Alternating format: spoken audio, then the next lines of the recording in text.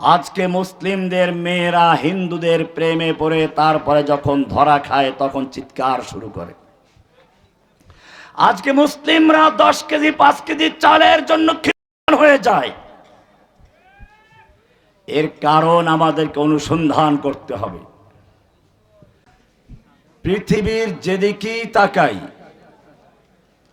সেদিকে একই চিত্র। সারা বিশ্বে কাফের, মুসলিম, ইহুদি, নাস্তিক, মুরতাদ সব শক্তিগুলো ঐক্যবদ্ধভাবে মাঠে নেমেছে কিভাবে পৃথিবীর মানচিত্র থেকে ইসলাম ও মুসলিমদের নাম ও নিশানা মুছে ফেলা যায়।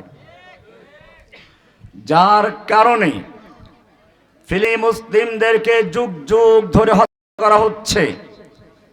তাদের বাড়ি ঘরগুলোকে নিচের থেকে বুলডোজার দিয়ে, উপর থেকে বিমান হামলা চালিয়ে, ট্যাঙ্কের গোলা দিয়ে নারী শিশু নির্বিচারে গণহত্যা চালানো হয়েছে। কাশ্মীরি মুসলিমদেরকে যুগ যুগ ধরে পাখির মতো হত্যা করা হচ্ছে।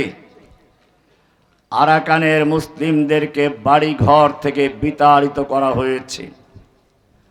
বাংলাদেশ থেকে ইসলামকে মুছে ফেলার জন্য একদল নাস্তিক, মুরতাদ এবং তার সঙ্গে হিন্দুদের উগ্র সংগঠন একত্র হয়ে বাংলাদেশের ইসলাম ও মুসলিমদেরকে, এমনকি বাংলাদেশের স্বাধীনতাকে ধ্বংস করার চক্রান্তে লিপ্ত আছে। কেন? যে কাল পর্যন্ত মুসলিমদের গোলামি করেছে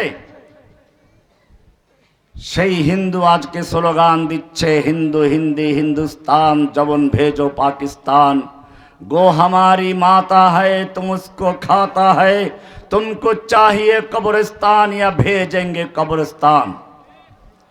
যে খয়বর বিজয়ের পরে আল্লাহর নবীর সামনে এসে হাত জোর করে প্রার্থনা করছে, আপনারা খয়বর বিজয় করেছেন, আমরা পরাজিত হয়েছি, আমাদেরকে একটু অনুগ্রহ করে থাকার জায়গা দিন, আমরা আপনাদের কৃষি কাজ করব, ফসল যা হবে অর্ধেকের বিনিময়ে আমরা আপনাদের গোলামি করতে চাই।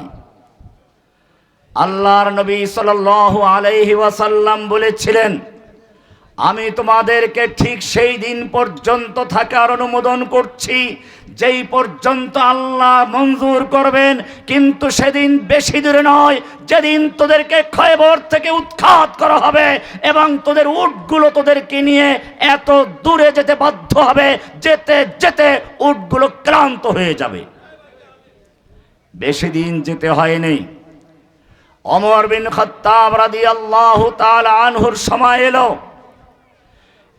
এদেরকে খয়বর থেকে উৎখাতের নোটিশ জারি করলেন।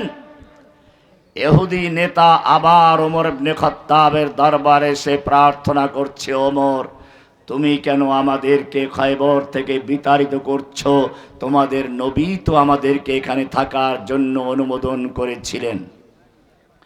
ওমর ইবনে খাত্তাব রাদিয়াল্লাহু তাআলা আনহু বলেছিলেন, ওহে আল্লাহর দুশমন, সেই দিন আল্লাহর নবী কি বলেছিলেন প্রত্যেকটা কথা আমার অক্ষরে অক্ষরে মনে আছে। সেদিন তিনি বলেছিলেন, আল্লাহ তাআলা যতদিন পর্যন্ত মঞ্জুর করবেন ততদিন পর্যন্তই তোদের থাকার জন্য অনুমোদন দিচ্ছি, কিন্তু সেদিন বেশি দিন নয় যেদিন এখান থেকে তোদের উৎখাত করা হবে। তিনি আরো বলেছিলেন, তোদেরকে নিয়ে তোদের উট এত দূর পর্যন্ত যেতে বাধ্য হবে, যেতে যেতে ক্লান্ত হয়ে যাবে। আজকের সেই দিন এসে গেছে, কোথায় পালাবি পালা।